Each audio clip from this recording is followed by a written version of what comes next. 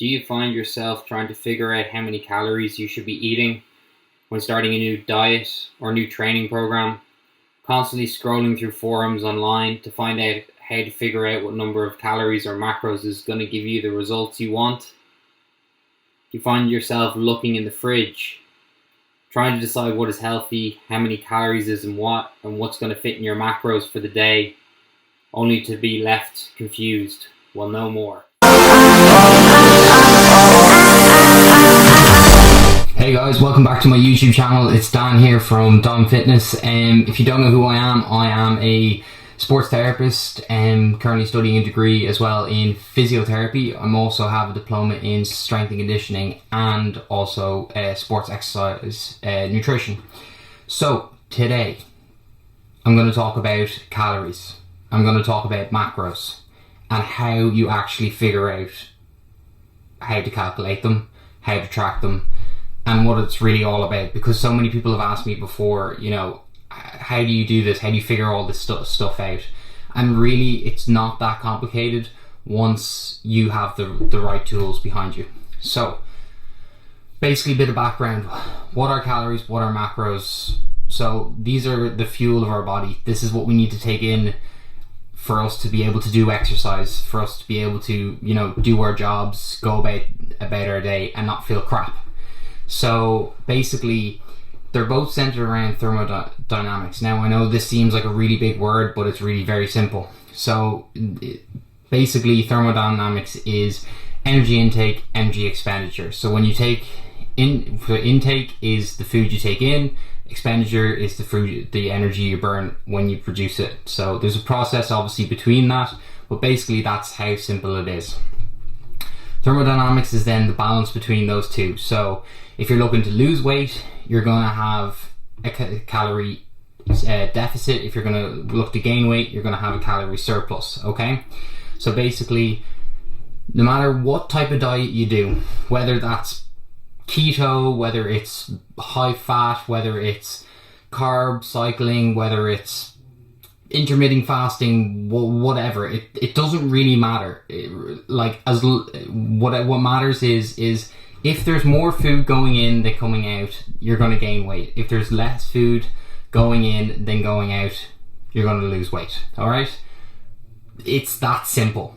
It really is. People ask me all about all these different types of diets and everything, and really it's down to personal preference. But once you hit that thermodynamics rule, it's simple. Okay, it's that simple. All right, so what's the difference between calories and macros? Well, really there is no difference. Okay, your macros make up your calories. Okay, so your calories is broken down into a portion of fats, a portion of protein, and a portion of carbs. Okay, so basically they are related. So they're not completely different, and I'm sure most of you do know this, but I just want to make that clear, is that they aren't a different way.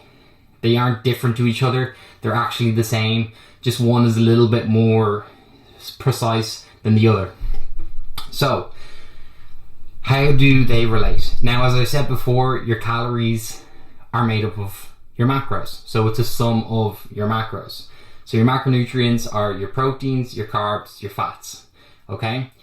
So basically, how you put all of this together is 1 gram of protein equals 4 calories. Okay? It's the same with carbs. 1 gram of carbs equals 4 calories.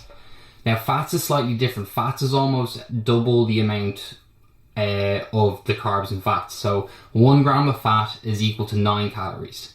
Now, this doesn't mean that fats are bad. Don't take that message from this, okay? Fats, you still need fats in your diet, okay? Like, they are important, whether it's, your cooking, your saturated fats, your unsaturated fats. The only fats that really you do not need is your trans fats. Okay, and there's a load of different health things, but I'm not going to get into that right now. But basically, they're really the only thing you need to look out for. Now, okay, so I've told you basically what the macronutrients and calories are. Now, how do you go about calculating this? So this is where people message me all the time asking me, you know, can you do it for me? Can you do this for me? Or they go online. Like, there's plenty of calculators online and stuff like that as well. But really, it's very, very simple, and you can do it yourself. Like, all you need is simple mathematics, which everyone can do, and a calculator. Basically, that's it. That's all it is. Okay, so how you're going to calculate it is, first off, you're going to figure out your basal metabolic rate. So this is the amount of calories you're going to burn in a day without doing a thing. All right? This is just basically your body's way of surviving by, sitting, just doing absolutely nothing. Really, you don't have to lift a finger to burn this amount of calories. It's all your heart, all your internal organs as well. They all burn energy as well. So, because like your heart's a muscle, your brain is even a muscle. They're all using energy during the day, during the 24 hours of the day. They're all using energy. So your BMR, how you calculate it is, you're going to take your weight, you're going to multiply that by 10, okay? Then you're going to add on 6.5, multiply that then by your height in centimeters. So whether you're 160 to 190 to 200, whatever it is, doesn't matter. Your height in centimeters. Then you're going to, when you get that number, you're going to subtract 5 and multiply that then by your age, okay? So, for example, let's take a 160 centimeter, 60 kilogram person, okay? So, basically, you're going to say 60 kilograms by 10 plus 6.5 by 160 centimeters minus 5 by 20. Let's say he's 20 years old. All right, okay. So you do that. You're going to get your basal metabolic rate. Okay. Now, that's the amount of calories that that person is going to burn without doing anything. But he's not going to be doing anything during the day. He's going to do stuff. All right. So then you need to find out your total daily expenditure, okay? So basically how you figure this out is there's 3 different sections. You have sedentary, moderate, and intense, okay? So sedentary, you're going to multiply that BMR number that you get from the previous calculation by 1.4. The next moderate, so this is whether you exercise maybe 3 times a day, okay, or 3 times a week. Sorry, if you're exercising 3 times a day, that'd be crazy. So 3 times a week, you're going to multiply it by 1.6. And then if you're intense, that means you're going to be exercising, 5 to 7 days a week, maybe even twice, and that's 1.8, okay? Even up to 2 for some people, because if they're exercising twice and they're high endurance athletes, but they're that's a group in itself, okay? So that would be multiplied by 2.0, okay? Once you've done that, you have your expenditure for the day. So that's how many calories you're going to burn by doing your activity as well, plus your BMR, okay? So now that you have all this, you got to decide whether you want to gain weight, like gain muscle, or you want to lose fat, okay? So how do we figure this out? Well, over years and years of research, basically what they've come up with is you need to be in a 500 calorie surplus or deficit for either weight gain or weight loss. So 500 calorie surplus, you're going to weight gain.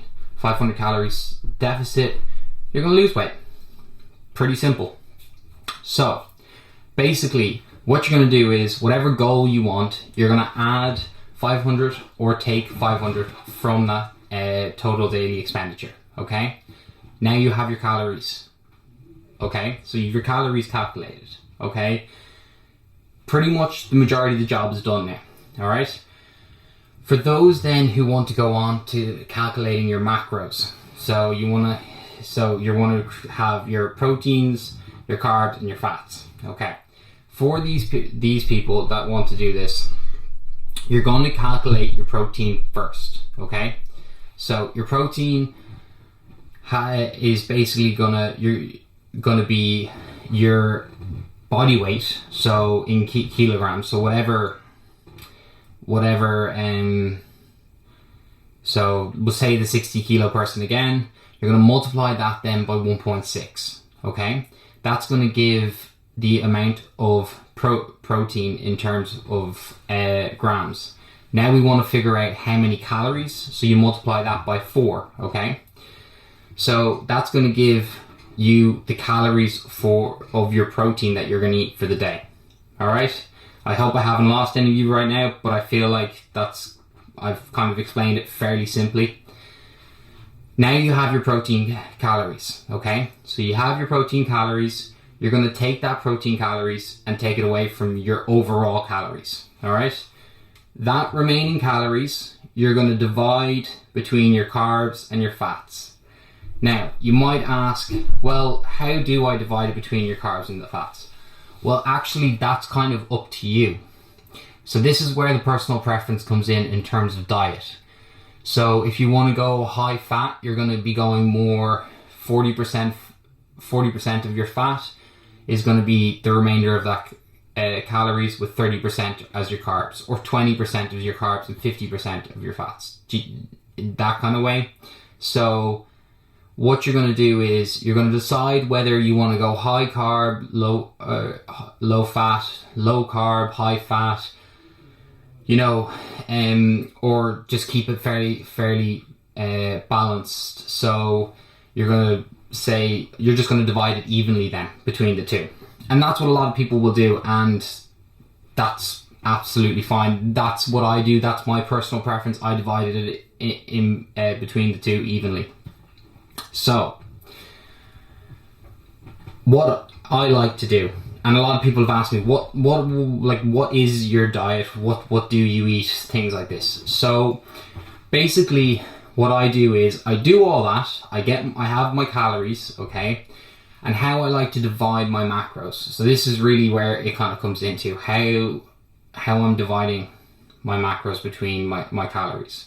So I like to take 40% is going to be my protein, and then 30% for my carbs and my fats.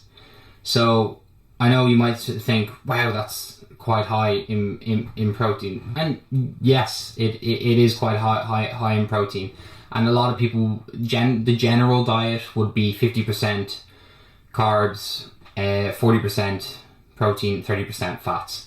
But I find my body just kind of reacts quite well to this kind of ratio. So that's what works for me. And this is why I say it's personal preference, is the fact that it's a little bit of trial and error, okay? And you'll figure out eventually, what works for you just over time. But you need to just kind of mess around with things a little bit for a while, and then you'll finally figure it out.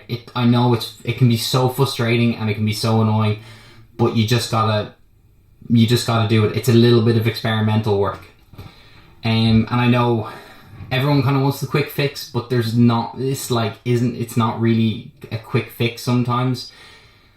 And eventually, once you do get it though, it's amazing. It's so good because you know exactly what works for you and you can just stick with that, and it's great. Okay, so you have your calories, you have your macros, whatever you're looking to track, you have everything together. Now you're probably thinking, right, well, I have all this information and I have all this kind of stuff. So how do I actually track it? Okay, so you can go the old school way of a notepad and pen, alright? Now that can be kind of tough, alright, in terms of having to write and keep this notepad with you every day, and you're looking at packets all the time and you're trying to look at things like that. It can be, I did it for years. That's how I used to track all my stuff, and I think I filled maybe 4 to 5 notepads or something like that of all the food I was eating, and it gets too much. It gets just too time consuming. So what I would recommend is there is a app called MyFitnessPal, and I'm sure a lot of you know of it already, and probably a lot of you are using it as well. So you can actually track your calories on that.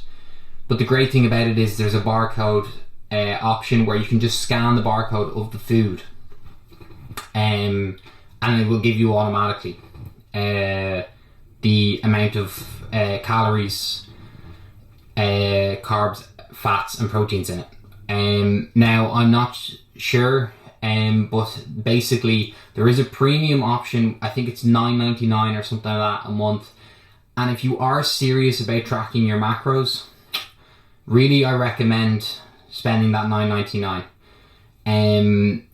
It's something I've been using it now for years, and it's the best thing.